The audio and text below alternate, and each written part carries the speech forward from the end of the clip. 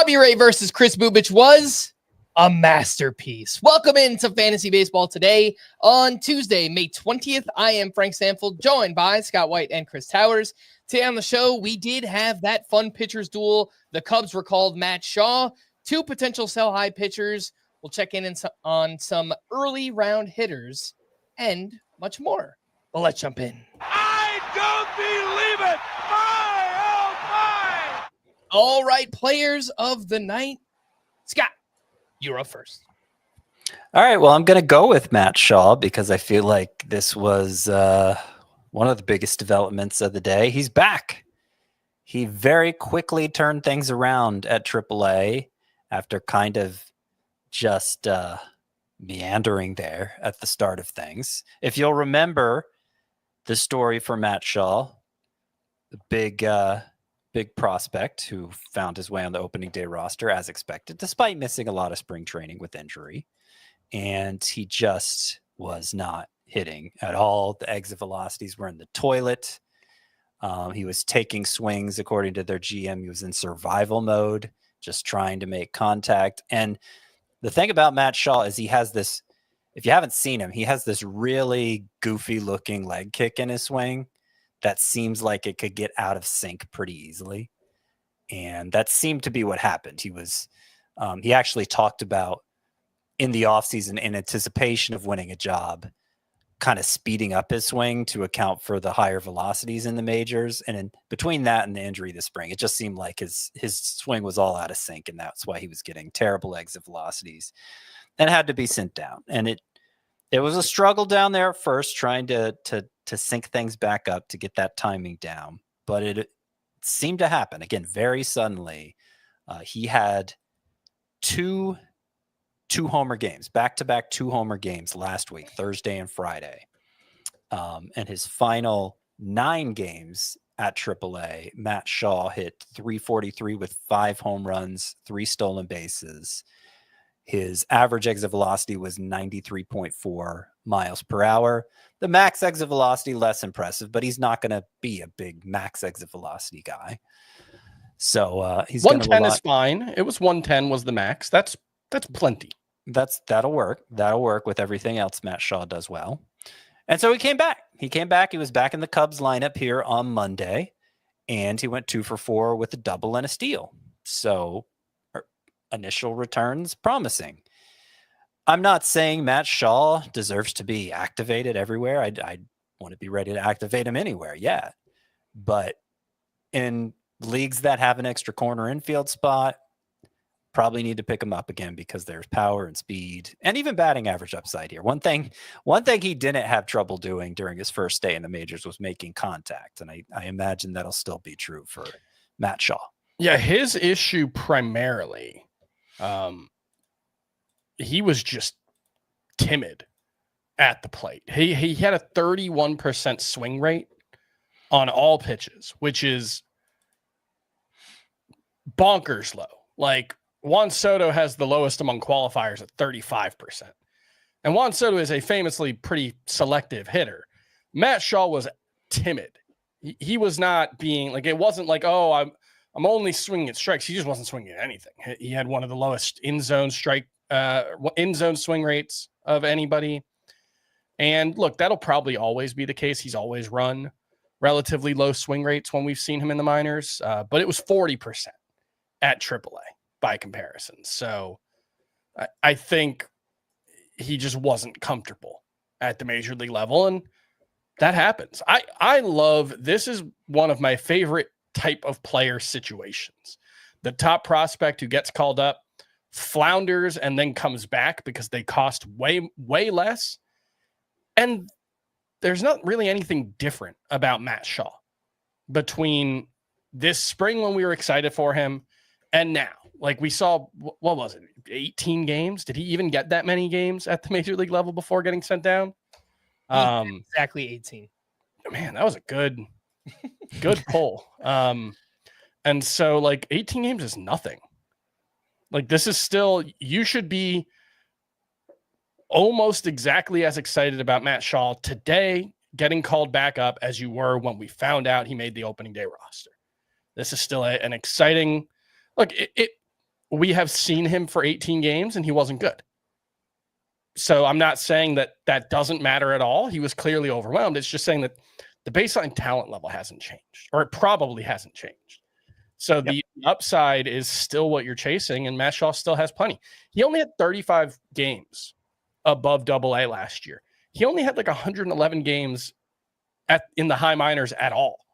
He was promoted very aggressively as well. So it might just taken him a little while to get up to speed, and I'm very excited for Matt Shaw now.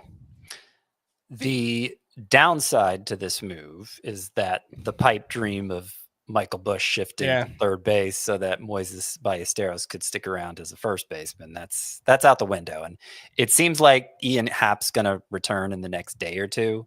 Mm-hmm. So Moises Ballesteros did get 2 hits here on Monday. I think they were both singles. And he's been playing DH basically every day since he came up. But I imagine he's about to be sent back down. I would think so, yeah. Matt Shaw is 52% rostered, and just eyeballing the rankings to figure out where we can get Matt Shaw up to later in the week when we all update. And I think right around 20th makes some sense. That would put him just behind names like Bohm, Josh Young, Jake Berger, but ahead of names like India, Rengifo, Ryan McMahon, Max Muncy, guys like that. Yeah, that sounds perfect. That sounds right. Yep. All right. Chris, over to you for your player of the night, Austin Hayes.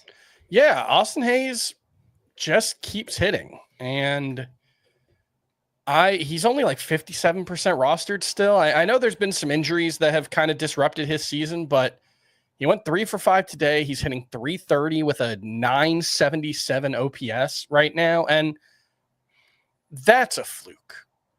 Austin Hayes is not a 1,000 OPS bat. He might be like a mid-800s OPS bat in Cincinnati. Like, he has a 404 WOBA for the season. Well, 415 now after today. He has a 385 xWOBA. There's, again, that's a fluke, but a 385 xWOBA is really good. That is, I would guess, a top 25 mark. And this is for a guy that doesn't walk much at all either. Right. Although he does have a career high 7.7% walk rate. But, you know, the thing with Austin Hayes is he was pretty consistently an above average hitter. It's just that because Baltimore was hell for right-handed power hitters, it was impossible for that to shine through. 2021 was the last year before they moved the fences back. He hit 22 homers and had a 106 WRC plus. The next 2 seasons were actually better in terms of WRC plus, which standardizes for the offensive environment a player finds himself in, including home park. It's just because Camden was so hard to hit at, he looked like a much diminished hitter. And now he's in one of the best hitting parks in baseball. I think if Austin Hayes can manage to stay healthy, I think you're looking at someone who's probably going to hit 275. He's probably going to hit, because he's missed some time, maybe the pace is 25 plus homers, but I think that's very doable for him. Yeah. I really like Austin Hayes. I'm wondering, is he a top 36 outfielder? Well, I'm asking that about like 15 different outfielders now. So, well, because like I look at it and like I've got George Springer right around 40, and it's like, well, Springer's been great though. He's been one of the best hitters in baseball. Yeah, I think that's the right range though. I think like 40 to 50 makes sense for Austin Hayes. And even in a 3 outfielder league, like, okay, top 36 clearly, but some people use outfielders in their utility spots. Mm-hmm. So yeah, like he probably should just be rostered in all 3 outfielder leagues too. I'm looking now. I got Hayes 52nd. But then directly ahead of him is Hunter Goodman, a must-start catcher who happens to have outfield eligibility. And directly ahead of him is Dylan Cruz, who none of us are willing to give up on in the firmest sense. So like that's kind of how things look. That is the problem right now. But I like how you put that with Austin Hayes, mentioning the fact he's only 57% rostered, because it's way too low.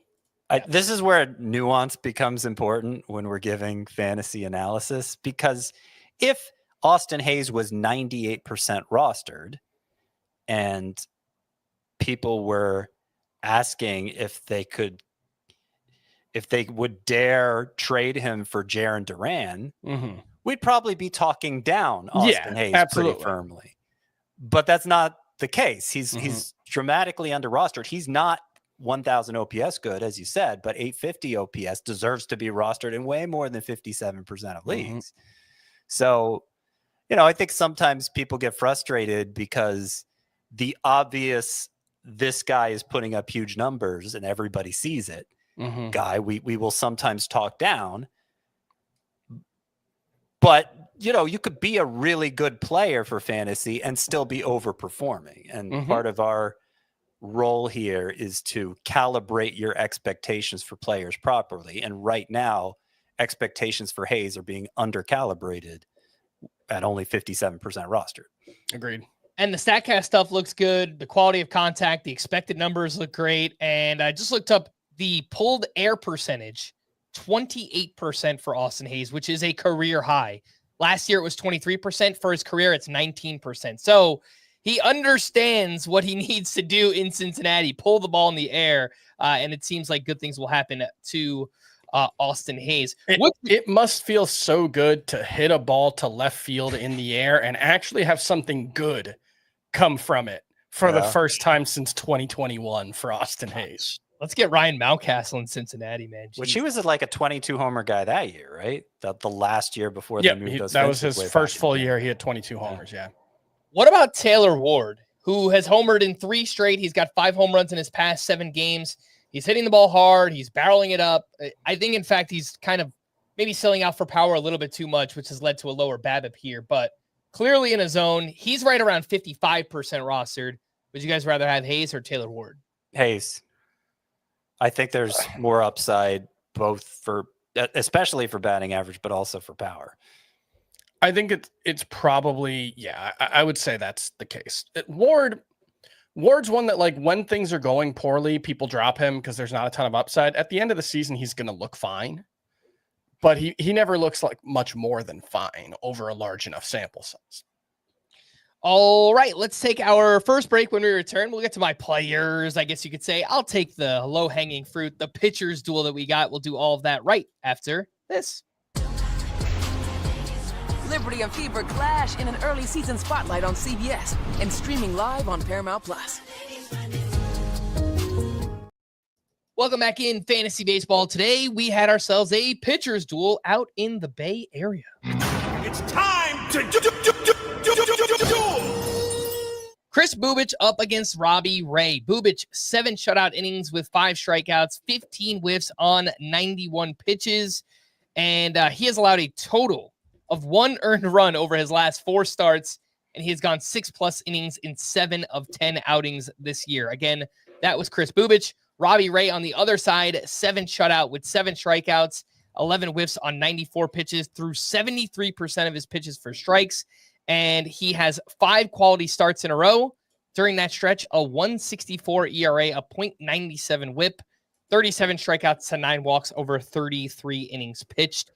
Both of these guys have, Bubic has been great all year. Robbie Ray obviously has turned things around over the past month or so. What do you guys have on these two? Who would you rather have, Bubic or Robbie Ray? Ray. Ooh. It's close. I think in terms of talent, it's probably pretty close. But Frank, you brought up something last week that I hadn't really been thinking about with Kris Bubic, but there's got to be a pretty hard innings limit here, right? Like this is someone that, like, they threw similar amounts of innings last season. I think they were both right around probably 50 or so if you include the minors. Robbie Ray is what, 32? Something like that, 33. Mm-hmm. Has thrown multiple 190 inning seasons before. Like, not throwing a lot of innings is the rare thing for Robbie Ray. Kris Bubic has no track record of having gotten to, I don't think he's even gotten to 150 innings in a season. Maybe if you include the minors. So I have to think there's some kind of inning ceiling for Kris Bubic that is not present for Robbie Ray. A couple of ways I'll push back on that. One is the Royals are very much contenders, and they're probably going to be relying on on Kris Bubic right up to the end. The other is that Kris Bubic is only under their control for one more year. Sure. Like this is his first year of fantasy prominence, so it feels like he's just starting out, and he deserves all the protections a young pitcher gets normally. But he's almost out from under the Royals' purview, so I think that's going to cause them to be less careful with them too, rightfully or not. I think they're going to be more concerned about what he can do for them in the postseason than what he can do for them in the future.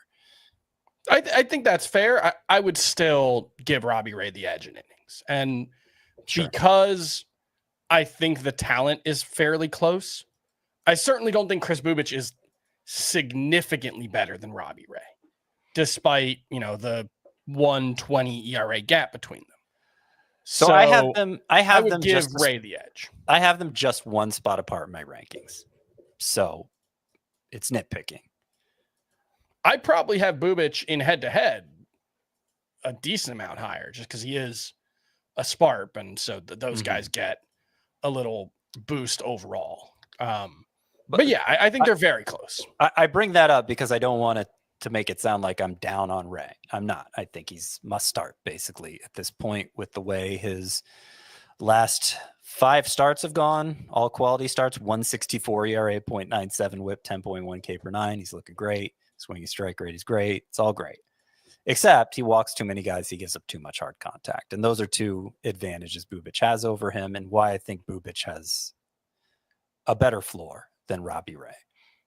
Yeah, I think that's all fair. I think on a per inning basis, I probably will lean with Bubic. I do agree that Robbie Ray probably gets more innings this season, but I think both are top 36 starting pitchers, must-start pitchers, and for Bubic, one of the bigger breakouts this season, and Robbie Ray, I mean, there was a lot of excitement coming into the season and, had the slow start, but obviously it looks like he has rectified things and is back on track now. Wanted to quickly mention Sonny Gray, who also had a huge start, bounce back here against the Tigers, who, they've all of a sudden been a juggernaut this season. 6 shutout innings with 10 strikeouts. That was a season high for Sonny Gray. 13 whiffs on 90 pitches. He only allowed 2 hard hits in this one. Less sinkers, more sweepers, more curves, more cutters, so more spin in general. I think that's typically a good thing from Sonny Gray, who, 2 of his previous 3 starts before this were pretty rough. But Scott, good on you. You said, yeah, just stick with it. This is Sonny Gray, and obviously awesome start here. Yep. If you try to analyze Sonny Gray too closely, you will just drive yourself insane. Like it's not worth doing. Here, take it from somebody who has been analyzing Sonny Gray for his entire career since back in the Athletics days. I don't even know that anybody remembers him pitching for the Athletics. He's quite good for the Athletics. That was probably the best stretch of his career, actually, and also some bad years. But yeah, he changes things a lot. The results in various categories will be up and down from year to year, but in the long run, he's just a solid pitcher. Yeah, I think he's kind of in a similar range as Robbie Ray and Kris Bubic, maybe a little bit behind those guys, but yeah, bordering a top 40 starting pitcher is Robbie Ray. Also wanted to mention Geraldo Perdomo, who just will not stop. I mean, he had another home run here. He's batting .302. He's got an OBP over 400. 37 RBI for Perdomo this season. He's got 11 steals and 891 OPS. Entering Monday, the 19th overall player in Roto, averaging 3.8 fantasy points per game. That was better than Bobby Witt Jr., Jose Ramirez, Rafael Devers. Obviously, we don't expect this to continue, but I mean, we're almost 2 months in, and Perdomo has been one of the best players in fantasy all season. It's crazy. Yeah, I'm starting him in one league, a league where I lost Corey Seager, and there are what I think are more talented hitters. This is a shallower league. This doesn't have middle infield spot. There are more talented hitters at shortstop that are available in that league that if I was committing to anyone for the rest of the season, maybe I would go with them over Perdomo.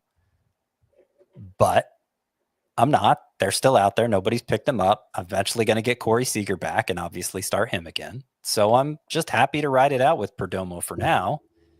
If Seager's nearing his return, maybe I'll look for a team that doesn't have a very good shortstop and try to pawn Perdomo off on that team and accept less than current face value. Obviously, I feel like I'm selling high in that scenario. Yeah, that's where things stand with him. I don't think he can sustain it, but I'm happy to enjoy it and maybe even cash in on a trade for the time being. The weird thing is the 11 steals in 48 games. He had 9 in 98 games last year. His career high is 16. Perdomo's slow. Like, he's faster than me. But he's 43rd in sprint speed, 43rd percentile in sprint speed. Relative to Major League Baseball players, he's slow. And so I don't know how sustainable that is. I certainly don't think he's a 300 hitter. He's probably a 265 to 270 hitter. So yeah, I think he's one of the more obvious sell high candidates in baseball, and he'll probably end up with a low 700s OPS by the end of the season. The D-backs, for what it's worth, they are 9th as a team in steals this season, so they have been pretty aggressive, and it just feels like, a lot of their hitters have the green light, and Perdomo is one of them. I traded him in Tout Wars to Todd Zola for Jonathan Aranda like a month ago, and obviously don't feel too great about it now, but still have faith that Aranda. If you're in a StatCast sliders league, you are crushing that trade. I mean, Jonathan Aranda's. Well, it's not, Scott. His bars are twice as long. Hopefully it turns into something at some point. Not like he's been bad, but obviously. No, he's just they need to play him against lefties. Come on. That's what we need. All right. Few things to promote here. Sign up for the FBT newsletter if you haven't already. If you're watching on YouTube, scan that QR code. That will bring you right to the website where you can sign up for free. You'll get a newsletter delivered to your email inbox every weekday of the baseball season. And big thanks to those who are watching live. Make sure to hit the like button and subscribe on YouTube if you haven't already. Let's get into the news and notes. And Ronald Acuña is set to continue his rehab assignment at AAA to begin the week, but he could be a candidate to return this weekend against the Padres. I haven't seen that confirmed anywhere. It sounds like it's speculation from one beat writer, but that would be pretty awesome. So the thing was, I remember one of the beat writers saying that when he got to AAA, that's when he would be on the verge of returning. And I was like, okay, so he'll probably spend a week or two in a lower. And then he played one game at the Florida Complex League and then got called up to AAA. So, yeah. He might only spend a week at AAA. I don't know. Well, what we're probably missing, maybe not missing it, but just not consciously thinking about is I doubt his rehab assignment started with him being sent to that low-level affiliate. Like he was probably playing in games at the spring training complex because he's already playing outfield, right field every day, playing back-to-back days in the outfield. Like that's not something you do at the start of spring training. So I don't think it's a situation where like Ronald Acuña is going through his spring training right now. I think he's toward the tail end of what would be a normal spring training build-up. Mm-hmm. And if that's the case, then yeah, hopefully this weekend, that'd be great. The beat writer who apparently that came from was Lindsey Crosby of athlonsports.com. So I don't know who that is, but looks like maybe they host some kind of Braves podcast. Locked On Braves podcast. So we'll see. Hope he's right. Hunter Green is on track to return and start Friday against the Cubs. He's missed a few weeks with a right groin strain. Are you guys as good getting Hunter Green back in there? Yeah. I wouldn't mind getting an extra look at him, but sure. Yeah. Mike Trout was spotted jogging in the outfield prior to Monday's game. He's still on the IL with a bone bruise in his left knee. Yuri Perez will make his next rehab start Thursday at AAA. He made his last one on Friday at Single A. He went 4 innings and got up to 48 pitches in that outing.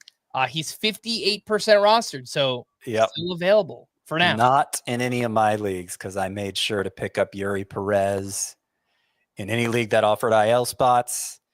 I I managed to find a player who I already had on my IL spots who I thought was a worse IL stash than Yuri Perez. And I imagine a lot of you out there listening can as well. It sounds like he is getting pretty close to returning himself, and he would be much more exciting than any pitcher you could find on the waiver wire right now. Much more exciting than a Logan Henderson. Dare I say even more exciting than a Ryan Weathers. Go ahead and make sure that's not somebody you have to compete for later. Pick up Yuri Perez now. It could be like 3 more starts.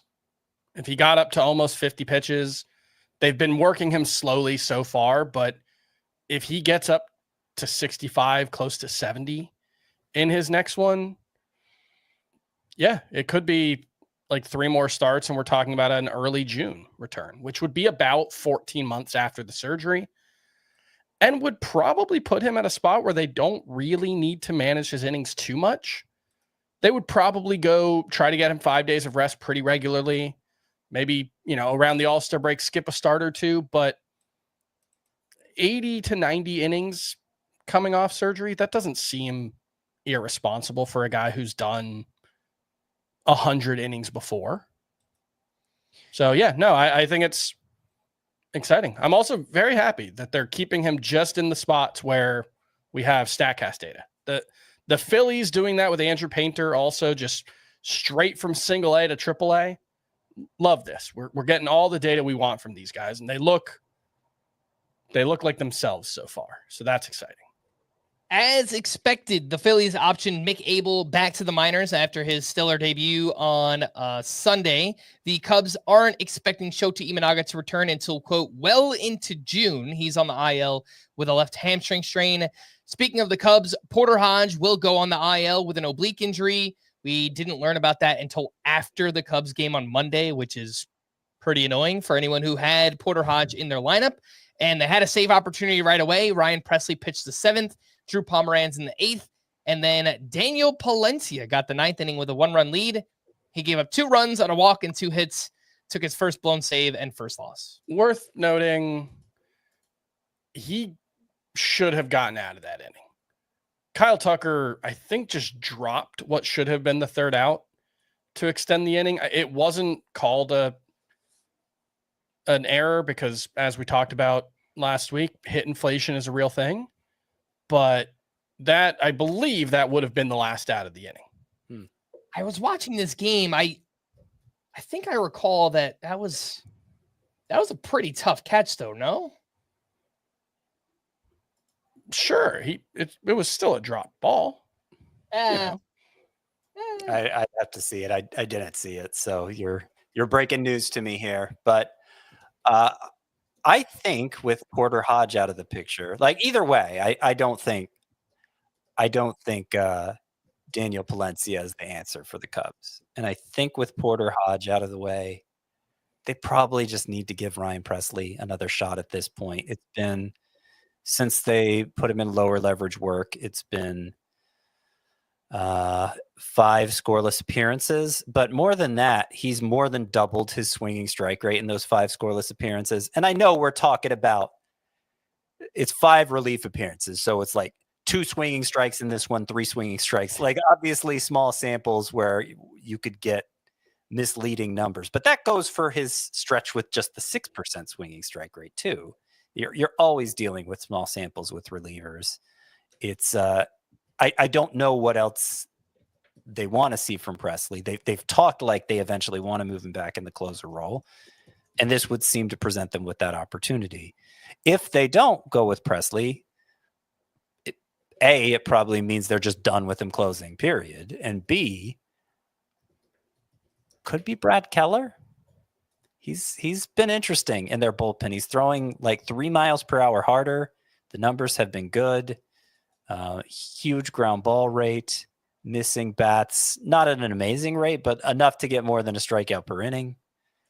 And he might be a dark horse for saves for the Cubs. I think whoever leads the Cubs in saves at the end of the season probably isn't on the roster yet. That might be true. Teoscar Hernandez was activated from the IL. He was batting 5th. He went 0 for 4 with a run and an RBI. Ha-Seong Kim will continue to see semi-regular playing time with the Dodgers moving forward. Dave Roberts estimated 3 to 4 starts per week for Ha-Seong Kim. Excuse me. Go ahead. He might play 3 to 4 starts per week moving forward. I don't know if any of those should be in center field. He looks really rough out there. Oh, yeah? Yeah, it's been an adventure. And he never played center field before this season. I don't think he played center field at all in Korea. So it's not really fair either, right? Yeah. Someone who's coming over first season in the majors. And it's already tough. Yeah. Yeah. Well, that's because, and we brought this up last week. I mean, they have a bit of a logjam now. Edman is back healthy. He's at second base. Teoscar Hernandez in right field. Like, Andy Pa has sat out on Monday, even though he's been red hot, just so they can get Ha-Seong Kim in the lineup, and he started in center field. So, yeah, I mean. And Dave Roberts confirmed that won't be a normal thing. It was just a scheduled day off the way every player has a day off, I think is how he put it. But Paez is an everyday player. This one came out of nowhere. Reese Olson was placed in the IL with a right ring finger injury. He tossed 6 scoreless innings in his latest start on Saturday. Casey Mize threw a 5-inning simulated game on Monday and is on track to rejoin the Tigers rotation Saturday against the Guardians. Ian Happ will be activated during the Cubs' current series with the Marlins. He's eligible to return on Tuesday. And as we mentioned, I mean, probably means Moises Ballesteros is headed back to the minors when that happens. Justin Verlander is dealing with a slight pectoral issue, but is optimistic he'll make his next scheduled start on Saturday against the Nationals. This was one of those ones where I saw that he wasn't feeling well, like he was ill. And that was their explanation for why he struggled and his velocity was down Sunday, I think. And then By like 3 miles per hour. Yeah. And then, oh no, he's actually hurt. Feels like that happens pretty regularly. Christian Campbell has now sat out 2 in a row. He's healthy, but apparently the Red Sox are using this as a bit of a reset as Campbell is hitting just .085 in the month of May. And Rays manager Kevin Cash said that Ha-Seong Kim, this is going to be fun moving forward. Ha-Seong Kim of the Rays could begin participating in the Florida Complex League by the end of the week. He's still rehabbing from off-season shoulder surgery. Last year hit .233, 11 homers, 22 steals, and 121 games with the Padres. Again, he was with the Padres a couple of years. Now he's with Tampa. Ha-Seong Kim, 15% rostered. Any interest in stashing him? It depends what kind of league you're in. If you're in the kind of league where Ezekiel Tovar is not rostered, then probably Ha-Seong Kim doesn't need to be stashed. But if you're in the sort of league where the best shortstop on waivers is Isaiah Kiner-Falefa, then probably Ha-Seong Kim needs to be stashed. All right, let's take our final break. When we return, we'll talk about some waiver options, maybe some sell high candidates. We'll do that right after this.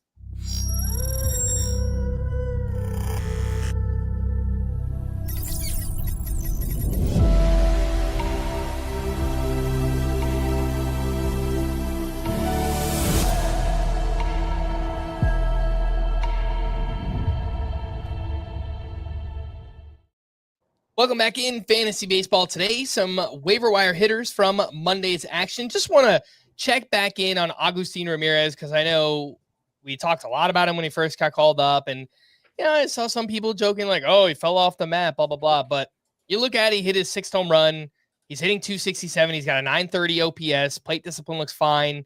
He's hitting the ball hard. Expected stats look good. I mean, everything looks really good to me for Agustin Ramirez. And 60% rostered. I know we brought up some names in one catcher leagues recently. Ivan Herrera, obviously, like top 10 guy, needs to be rostered. I get that. But once you get into that back half of the top 12, like I think I would take Ramirez over Sean Murphy at this point. Yeah, definitely. So, yeah. Not even close. Like he's Sean Murphy. I'm sorry.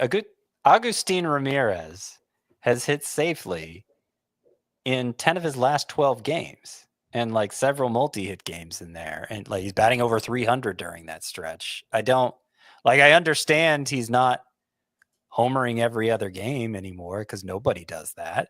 That you'd end up with 81 home runs if you did that.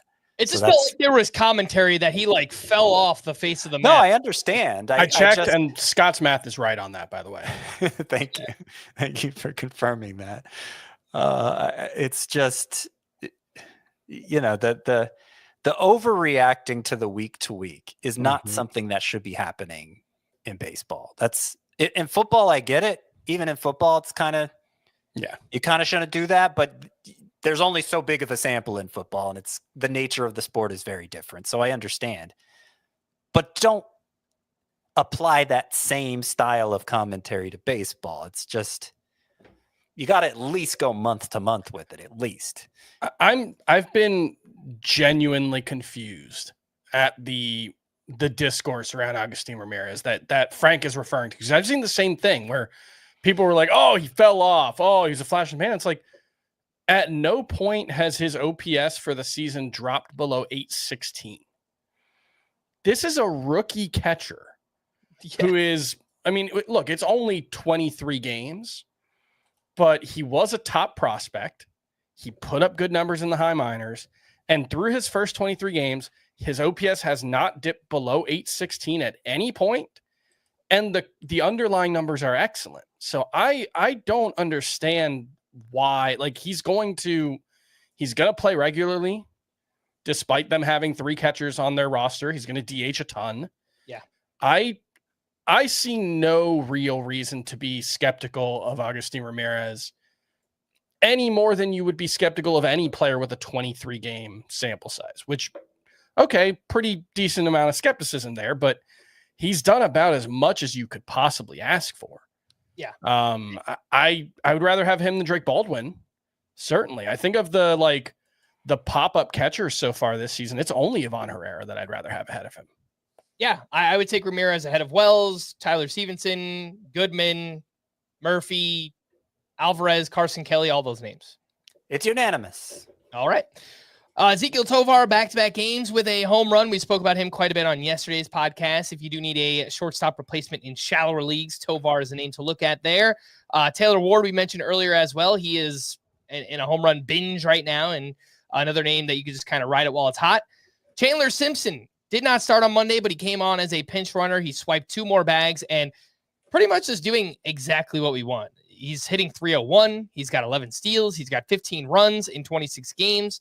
His 150 game pace, 63 stolen bases for Chandler Simpson, who is 54% rostered on CBS, 26% on Yahoo. I just have to imagine there's a head-to-head categories league on Yahoo. There's a team in every one of those leagues that needs steals. And so it just feels like Simpson should probably be higher rostered than 26. But the standard Yahoo lineup is just 3 outfield spots, right? Yeah, but 2 utility as well.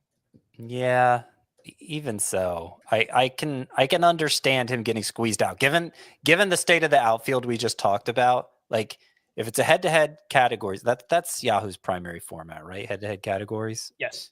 I feel like it may have changed at some point, but let's say it is for the sake of argument. I know there's still a lot of those leagues on Yahoo. You're going week to week with it. Like, trying to,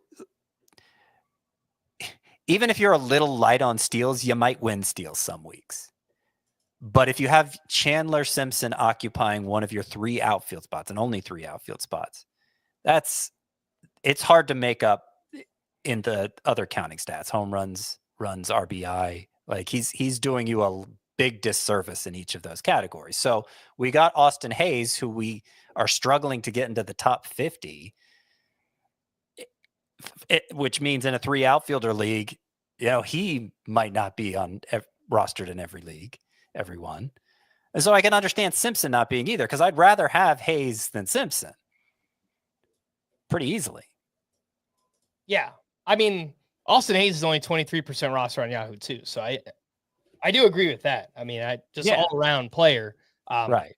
If you need steals, I just think that there's probably a team that needs steals in every one of those things, but I mean, if you need, not that he needs to be 100% rostered, but Simpson could steal 50 bases the rest of the way. Yeah. He won't do much else. He'll hit for a decent batting average probably, but 0 power, 0 RBI production. If he keeps batting low in the lineup, sometimes it fluctuates, but he bats low a lot, and so the runs are going to be hard to come by too. He's useful, but I understand how in a a deep outfield pool and a 3 outfielder league, why he just might not make the cut. All right, let's take a quick look at some deep league waiver wire hitters. Anything to these names? Jesus Sanchez had himself a big game, 3 for 5 with a sock and a shoe. He had 4 RBI in this one as well. Jake Myers quietly just doing his thing, 2 for 3 with a sock and a shoe. He's hitting 300. He's got 8 steals, 3 homers, 794 OPS. And Ramon Laureano has 10 hits over his last 4 games. He went 3 for 4 with his 6th home run. Anything to see here? Jesus Sanchez, Jake Myers, Ramon Laureano. Sanchez does at least have the fact that he's hitting leadoff right now against righties. That I think makes him the most interesting of these 3, who are on the whole not particularly interesting. I think Sanchez hits righties well, and as long as Xavier Edwards is out, he's going to be the leadoff hitter against righties. That's what I can say about him. I looked into Jake Myers. I don't really see much there. There's a little bit of speed, but he's just not a particularly good hitter. The strikeout rate is down quite a bit for him. And some of the underlying plate discipline stuff is a little better, but like the quality of contact is bad. The swing speed hasn't really changed. I don't see much to explain why he's been better, except just kind of random variance. And so I think he's a low enough player on the totem pole that you can probably just mostly write it off. And then Ramon Laureano had like a 600 OPS 5 days ago. So I think it's just a hot streak here. And maybe the hot streak will last a month and he'll be useful for that month, but I don't see much reason to think Ramon Laureano is worth running out and adding. So Laureano played about 70 games in Atlanta last year, close to a half season of nearly every day at bats. After he got off to a terrible start with Cleveland, wasn't playing that regularly, ended up on the Braves to help with their depleted outfield. In that 67 game sample with the Braves, Ramon Laureano hit 296 with 10 homers and an 832 OPS. And he's had some interesting moments in the past for fantasy. It looks like, at least right now with Tyler O'Neill down, he's an everyday player for the Orioles and he's hitting well. It would have to be a deep league to look into Laureano, given everything I just said about the state of the outfield right now. Like he's well outside the top 60, but he's at least in the top 80, 90 discussion now. And in certain leagues, I think Laureano has some relevance. All right. What about some deep league infielders here? Miguel Amaya might be legit good. I don't know. 2 for 3 with his 4th home run. He's hitting 287. He's got an 852 OPS. Also has the 4th most RBI among catchers this season. Edmundo Sosa had a big game in Coors Field, 4 for 5 with his 1st home run. And I mean, the biggest thing about his fantasy value is that he's stopping Bryson Stott from being an everyday player. And I mean, I get it. Sosa's destroying left-handed pitch. He's hitting lefties really well. Yeah. Yeah. It's just kind of annoying for those who have Bryson Stott. And Nolan Shanuel, 3 for 4 with his 3rd home run and hitting for a bunch of batting average lately. But we know that there's really not much else in the profile. Any interest in Amaya, Sosa, Nolan Shanuel? So if Amaya could become the full-time primary catcher for the Cubs, then I think he would be interesting. And that was the plan coming into the season. It's just Carson Kelly got off to such a good start that they had to give him more at-bats. It's basically a 50-50 split right now. And Kelly, let me see. Yeah, he's been cooling off. That batting average is all the way down to 286 now. And I think in the long run, if Kelly continues to cool as I would expect, then maybe Amaya could get more like a 2/3 share there behind the plate and become pretty interesting at that point. Probably still just in the domain of 2 catcher leagues because catcher's so deep this year. But I was careful. I have Amaya as my 2nd catcher in a couple of deep roto leagues, and I resisted dropping him for Dalton Varsho or Moises Ballesteros, even though they were the hot catcher names of the moment, because that's I think Amaya is going to be more useful in the long run. Mm-hmm. Yeah, Dalton Rushing. Did I say Dalton Varsho? Yeah. Man, he hasn't been catcher eligible in like 3 years. There's a day when I will stop doing that, but it's probably a long way off, unfortunately. The problem for Nolan Shanuel is how many leagues are OBP leagues? He's a legitimately very good source of OBP. Even last year, where he wasn't all that good overall, he had a 343 OBP. He walks a lot. It's just that's kind of all he does. I know right now his batting average is okay, but I think he's probably more like a 250, 260 hitter. And that's I have a little more hope for the batting average because he is genuinely hitting the ball harder this year, average and max. In fact, the double he hit in this game here Monday, so over 106 miles per hour, just that double would have been the hardest hit ball from his first 2 seasons. So he has gotten those exit velocities up. They're still pretty lame by first base standards, but they're better. They're not so embarrassing for Nolan Shanuel anymore. And he has a very high line drive rate. He has a good a tendency to hit the ball to all fields, which is good for batting average. And doesn't strike out much. So like those 3 things, line drives, all fields approach, low strikeout rate, they're generally going to lead to a good batting average. But with 12 to 15 homers at a position that really relies on power, like Shanuel strikes me as a good AL only player, like one who you can get for cheap and plug him in your lineup and the numbers will help to sustain you.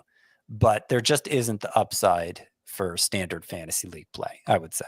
At least last season he had 11 steals, but he's not running this year as well. So, yeah. Mm-hmm.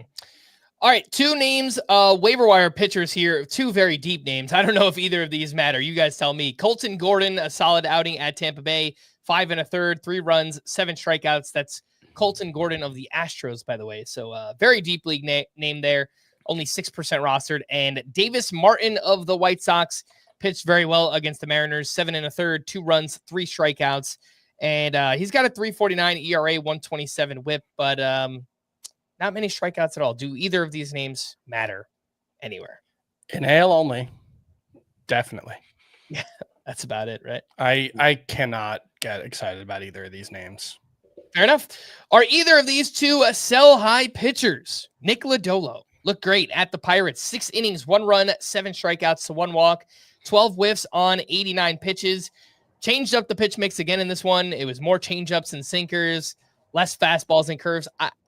I just can't really figure out Nick Lodolo, and maybe that's not a good enough reason to sell high on him. Maybe you just kind of write it out, but he's been a confusing pitcher all season long. And then the other one, well, I think you're misstating the case, though. The case for Nick Lodolo being a sell high candidate is not he's hard to figure out. The case is that he's not getting strikeouts this season, at least not near the level that we've seen in years past when we've been excited about Nick Lodolo. He had 7 strikeouts today. He has 3 starts with more than 6 strikeouts. He has 4 starts with more than 4 strikeouts. The whiff rate on his curveball is still way lower than it's been in the past. The whiff rate on his 4-seamer also much lower. Whiff rate on his changeup also lower. Everything looks worse right now. He had a 4.08 xERA entering today, so it's not like Nick Lodolo looks like a disaster. But he's getting away with it. He can't keep getting away with it. And he pitches in the 2nd worst home ballpark for a pitcher in baseball, to the point where you would expect him to underperform his xERA. So if his xERA is around 4, you would think 4.10, 4.15. But also if he's a 20% strikeout rate guy, that's just a pretty boring profile. I'm not saying you should drop Nick Lodolo, but sell high. I absolutely think you should be trying to sell high right now. Yeah. I mean, you mentioned the strikeouts are down, and going even deeper, the curveball is not right. Mm-hmm. And that's why, Frank, he keeps changing his pitch mix, because he's searching for something that works, but it does feel very much like Nick Lodolo has gotten away with it to this point. And maybe he rediscovers the curveball and he goes on to have the for the final 2/3 of the season, he's a big breakout pitcher, but I don't think what he's banked so far is evidence of a breakout, which makes him a sell high. Absolutely. What about Luis Castillo, who was great at the White Sox? 7 shutout innings with 5 strikeouts. He had 11 whiffs on 94 pitches, still allowed 10 hard hits in this game against that White Sox lineup. And the whiff rates are down quite a bit on the fastball and slider. The velocity continues to trend down on that fastball. But he does, he's allowed 1 earned run or fewer in 4 of his last 5 starts. So coming off a nice stretch and obviously a great start against a great matchup. Would you guys be looking to cash out on Luis Castillo right now? My only problem is everybody was out on Castillo coming into the season, and nobody was excited about him at all. And so I don't know if a 3.20 ERA with 7 K per 9 is enough for people to buy in on Luis Castillo. I don't think Luis Castillo is like a top. He might not even be a top 40 pitcher for me at this point, just because the strikeout skills have really declined. I just don't know if anyone's really excited about Luis Castillo. That's my concern, I guess. I think with the kind of people we play against, that's probably true. But leagues with casuals, they're not going to look that deep into the numbers. They're just going to see he's producing. And certainly if he has some name value like Luis Castillo does, there's a good chance they'll go along with it. I'm not talking about the people listening, because I know the people listening aren't casuals, but a lot of people listening play with people who don't want to invest an hour a day in a fantasy baseball podcast. It stands to reason that most people playing fantasy baseball are not investing an hour a day in a fantasy baseball podcast. I wish they were. That would be great for us, but I don't think they are. And so I think if you're playing against those people, there's a good chance you could sell high on Luis Castillo. And yes, that's worth doing. By the way, it is worth noting that to go back to Nick Lodolo, the change in his pitch profiles today, the Pirates didn't have a single lefty in the lineup. So throwing more changeups, that's what you would expect against a right-handed heavy lineup. He has not thrown a changeup to a lefty all season. So yes, you would expect Lodolo to throw his changeup more against a righty-only lineup. He has thrown it more against righties than his curveball so far this season. So that probably explains the pitch mix difference for Lodolo. Just wanted to get that in there.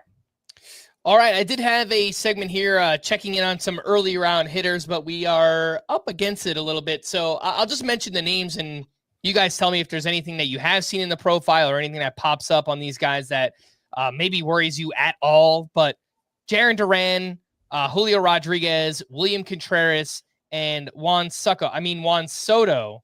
Has there been anything with those 4 that has stood out to you guys?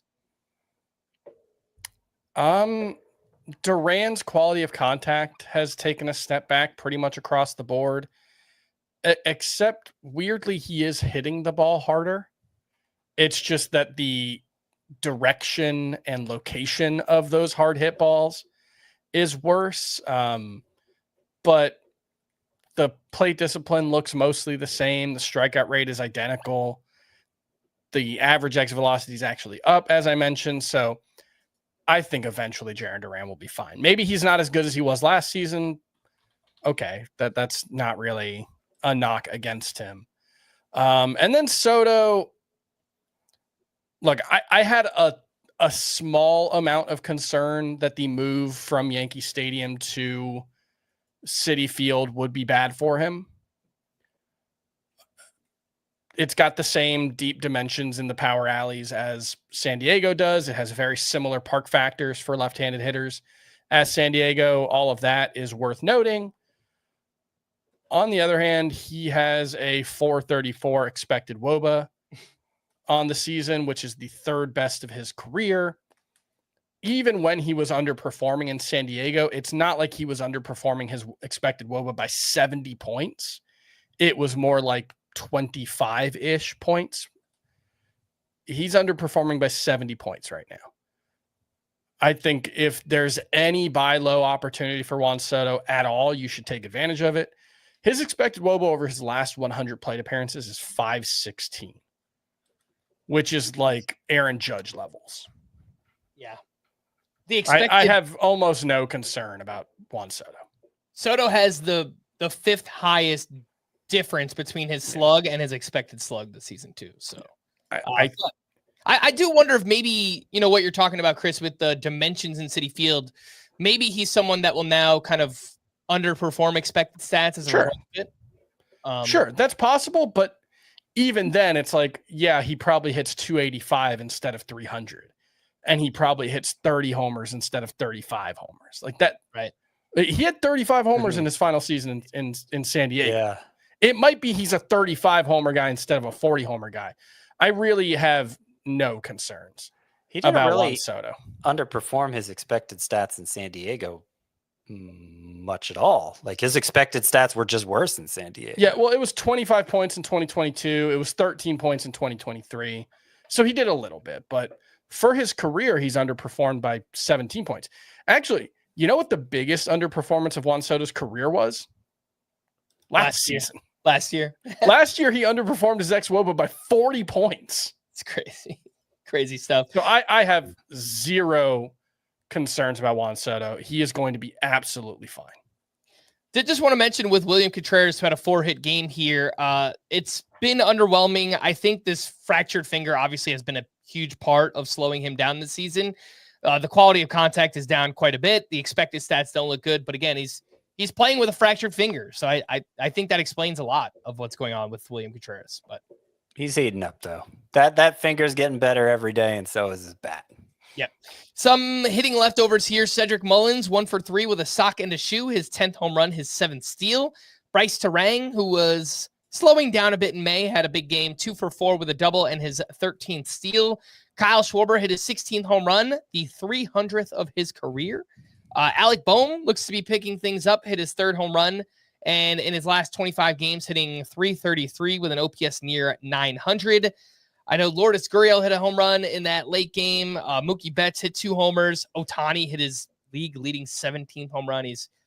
I think I heard on the broadcast he has 11 home runs in his past 19 games, which is just kind of crazy and Ohtani type stuff. But any names stand out here? Anything to add? Well, I've been struggling with what to do with Cedric Mullins in my rankings because he crashed pretty hard. And to be fair, the expected stats didn't really back up what he was doing at his best. So maybe it was inevitable. Obviously, his track record is what it is. And while the steals are always good, the home runs are usually pretty decent for a speedster. The batting average is never anything special. And so that's probably where this season is headed for Cedric Mullins too. And I think there's a pretty big disparity between his Roto and points league value. But even in Roto, I'm struggling to keep him in the top 36, I would say, given all those other interesting outfielders. Did want to mention with Lourdes Gurriel, in April, hit 174 with a 528 OPS. In May, it's 299 with a 970 OPS. So he has really turned things around. Some pitching leftovers. Christopher Sanchez turned in a quality start at the Rockies. He had 7 strikeouts in that one. Kodai Senga, a quality start at the Red Sox. 6 innings, 3 runs, 5 strikeouts, but he also has 3 or more walks in 3 of his last 4 starts. Mitch Keller, a tough luck loss against the Reds. 6 innings, 2 runs, 1 of those earned with 5 strikeouts. Brandon Pfaadt had a quality start at the Dodgers, but also had 0 strikeouts there. Ryan Pepiot, a pretty ugly quality start as well against the Astros. I noticed the whiff rates for Pepiot and his strikeout rate in general is down quite a bit. And I think that could be a result of not pitching in Tropicana Field. So, yeah, no, I mean, that was one of the things that we flagged coming in, is that a lot of the Rays pitchers, but especially Ryan Pepiot, really relied on a lot of whiffs with the 4-seamer. And I was ready to have Ryan Pepiot as a breakout candidate coming into the season until they changed venues. And then because Tropicana has had, we've talked a lot about it this offseason, but if anybody forgot, Tropicana has shown really extreme impacts on pitch movement, specifically four-seamers. Guys tend to get more induced vertical break. They tend to get more whiffs with when they're pitching at Tropicana versus anywhere else. You see it with visiting pitchers. You've seen it with Rays pitchers. It's been a consistent factor for a long time. So Pepiot was one of the more reliant pitchers on their four-seamer for strikeouts last season. And that it's not surprising that his strikeout rate's taken a turn for the worse. Mm-hmm. All right, the call to the bullpen here for the Red Sox. Aroldis Chapman picked up his 7th save. For the Marlins, I don't know. I kind of feel like the Tinoco thing is just done already because he came in the 6th inning with a 3-run lead facing the heart of the Cubs lineup. He gave up 4 earned runs and took his second blown save. The Marlins did wind up winning, but the usage is just terrible. For the Astros, Josh Hader picked up his 12th save. For the Mariners, Andres Munoz picked up his 15th, which is tied for the league lead with Robert Suarez. For the Brewers, Trevor McGill picked up his 7th save. For the Rockies, Seth Halverson came in the 8th inning with a 1-run lead. He was charged with 4 runs on 5 hits and took his second blown save, first loss. Do not talk to me about the Rockies closers ever again. Just, I do not care. None of them are good. And they're on a historically bad team. I want no more mention of the 9th inning for the Rockies the rest of the season. So I write a bullpen report every week where I look at the 10, usually it's the 10 closer scenarios that are most in flux. White Sox and Rockies have basically been in flux all season, and I've just stopped addressing them. It's not worth it because nobody's good enough, and they're not going to get enough save chances anyway. So why bother? And I'm getting close to doing that with the Marlins too. Yeah, no, like I don't care. Like Calvin Fauché, Jesus Tinoco, Anthony, but like these aren't good pitchers. I know somebody has to get saves, and the Marlins are probably like a 65 to 70 win team, where the Rockies might actually be like a 45 win team. Mm-hmm.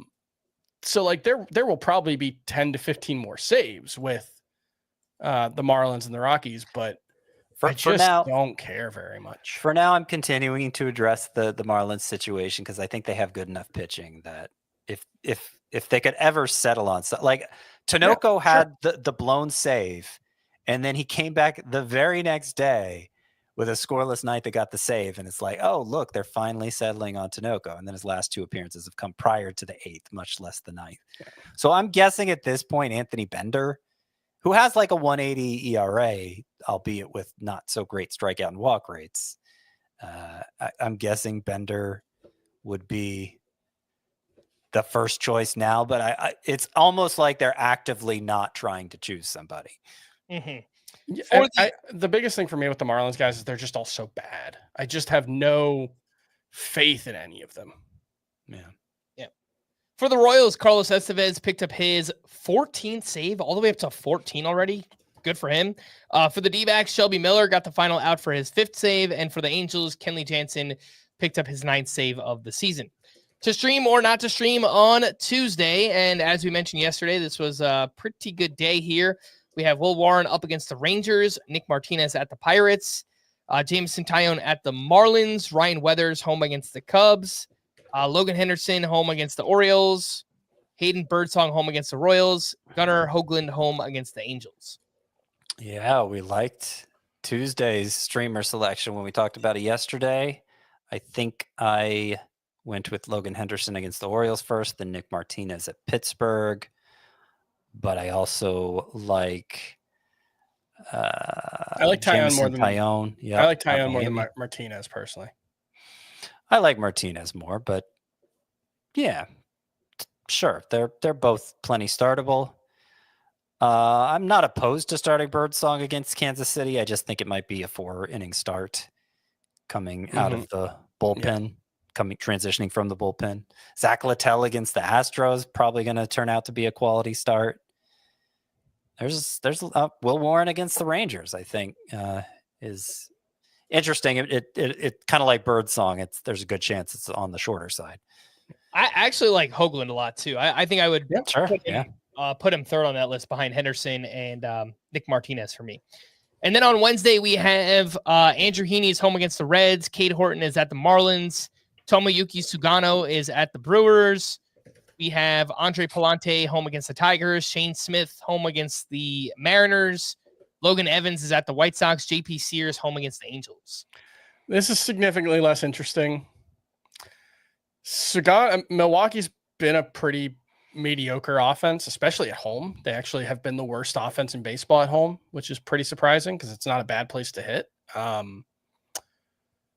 So I can see Sugano continuing to get away with it at Milwaukee. I could also see him giving up 4 home runs.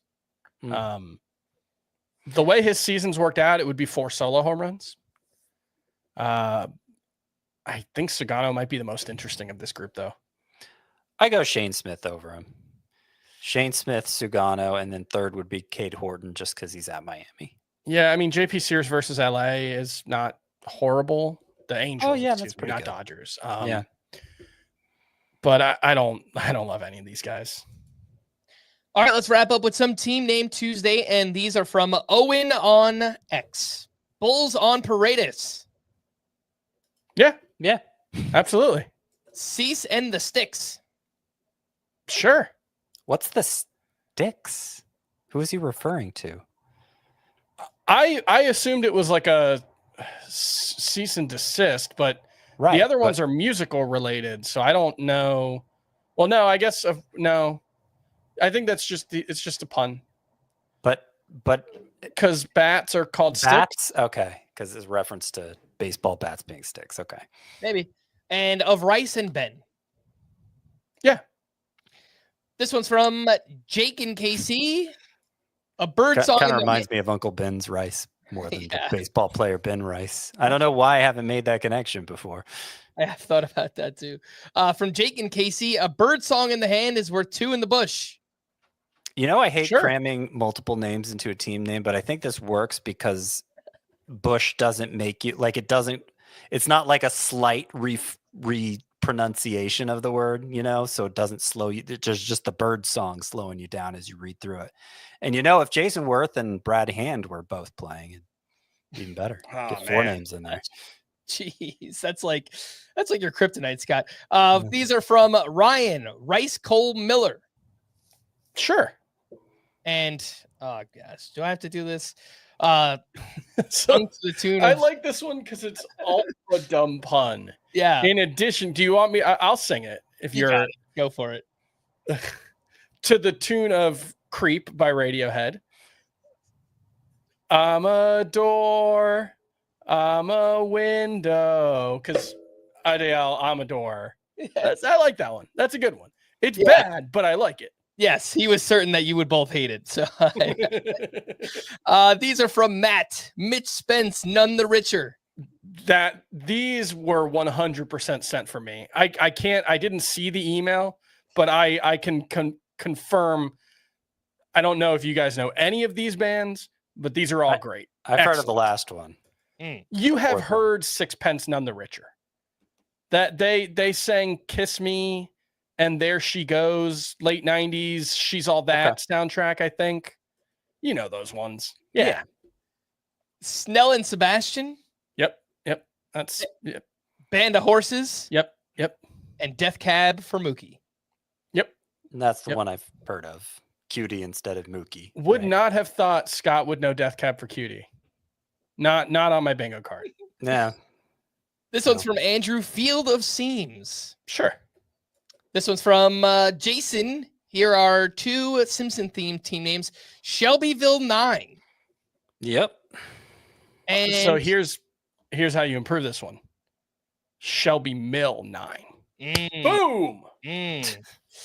And I don't know. Is there something I need to do with this last one? Because it just kind of seems like it's Scott's song.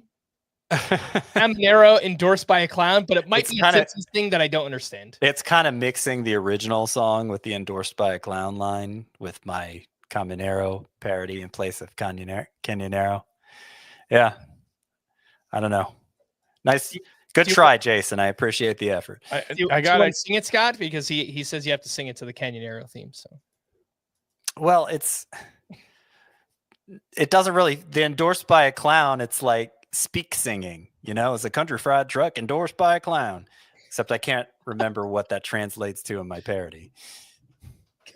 I just got to give a shout out to someone in the chat who dropped a murder of Crow Armstrongs. That's a good one. That's a good team name. Way to go. Whoever said that one. I lost it already. I actually, in my home league, I don't think I brought this one up. I have Baby Got Schwellenbach. So, Yeah. Why not? Let's do it. Yeah. All right, we're going to wrap there for Scott and Chris. I am Frank. Thanks as always for tuning in to Fantasy Baseball today. Please make sure to follow and leave a 5-star rating on Apple or Spotify. And we will be back again tomorrow. Bye-bye.